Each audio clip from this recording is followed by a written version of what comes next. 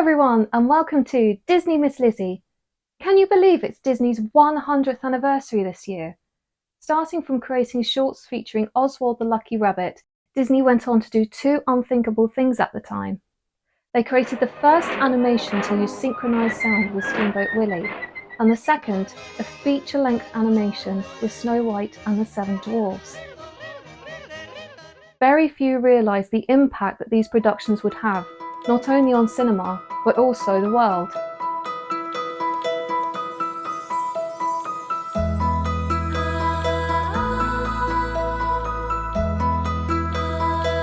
But within Disney's 100-year history, the studio has also faced a series of setbacks, financial dispute, and future-filled flops. Some of the causes for these films' bad performances were either due to poor timing, politics at the studio, or they just weren't up to the usual standard that Disney fans have come to know and love.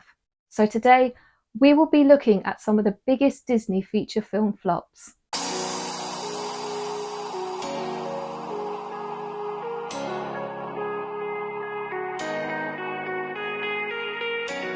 Before we get started, I just wanted to say a huge thank you.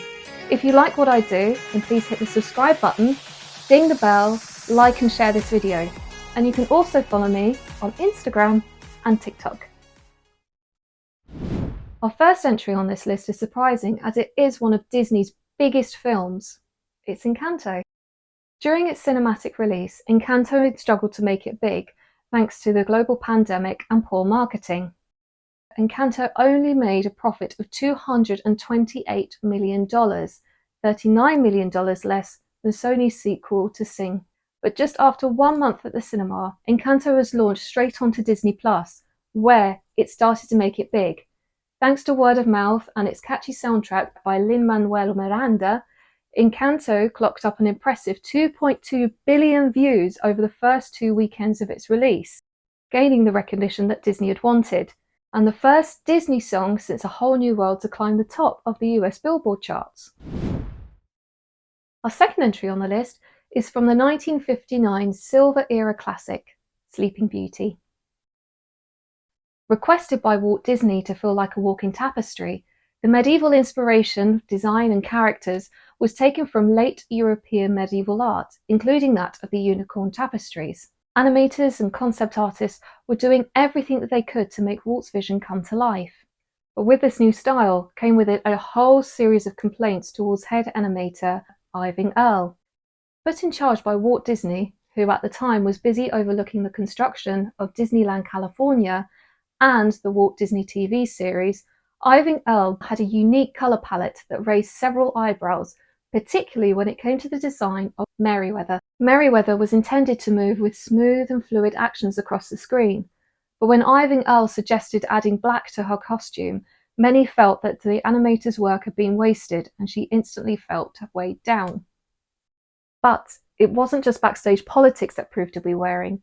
Audiences too had grown tired of the fairy tale narrative that they had seen in previous Disney films, like that of Snow White and Cinderella. This concern had already been brought up in the studio before production.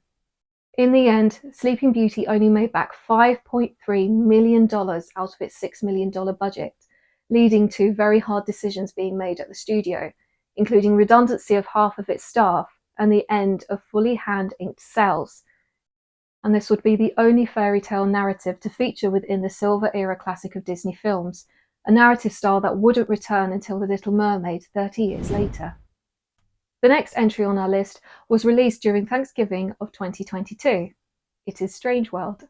Inspired by the Jules Verne's classics of 20,000 Leagues Under the Sea and Journey to the Center of the Earth, director Dan Hahn wanted to bring audiences back to these classic science fiction adventures. With a budget of $135 million and a stellar cast featuring Jake Gyllenhaal and Lucy Liu, Disney were hoping for big things with Strange World.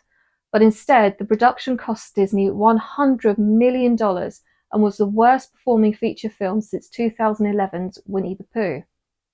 But similar to Encanto, Strange World was launched onto Disney Plus a month later and reached the top of the charts. So maybe in years to come, Strange World will become a cult classic, like Atlantis and Treasure Planet. The next entry on the list is another production from the Silver Era classic, The Sword in the Stone. Although released in 1963, rights for Sword in the Stone were obtained in 1939, but several events occurred that would cause its delay. World War II, the animator strike of 1941, where Walt Disney's animators walked out due to lack of pay and poor working conditions, and poor reception following the releases of Pinocchio, Bambi, and Fantasia. The poor performances of the animations cost Walt his motivation towards making films, to which he instead focused his attention on construction of Disneyland California and the Walt Disney Live TV show. This lack of enthusiasm also proved great annoyances towards animators, who then channeled their frustration into the creation of Merlin. Merlin's crooked nose and animated outbursts were all based on Walt Disney's features and personality. The Sword in the Stone only made back $4.3 million at the box office, and it was the last animated feature to be released during Walt Disney's lifetime before his sudden heart attack in 1966. And now we come to the last entry on our list, which is debatable as to whether it would be classed as a cinematic flop. It is the 2020 Pixar film Soul. With a budget of $150 million, it goes without saying that Soul is one of the most beautifully animated films from Pixar's animations to date.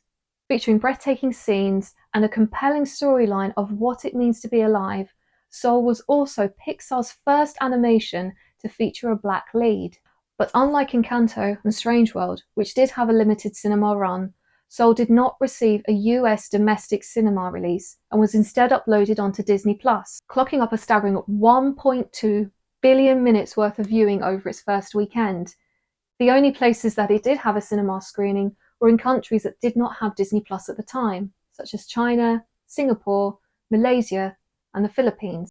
This brought in a global revenue of $120 million. Soul also went on to win the Academy Award for Best Animated Feature and Best Soundtrack. But, seeing as Soul did not have its cinema release in the US or in the UK, is it right to class it as a cinematic flop? Let me know what you think in the comments. Thank you so much for checking out this video. If you like what I do, please hit the subscribe button. You can also follow me on Instagram and TikTok. Anyway, have an amazing day and I will see you next time. Bye guys!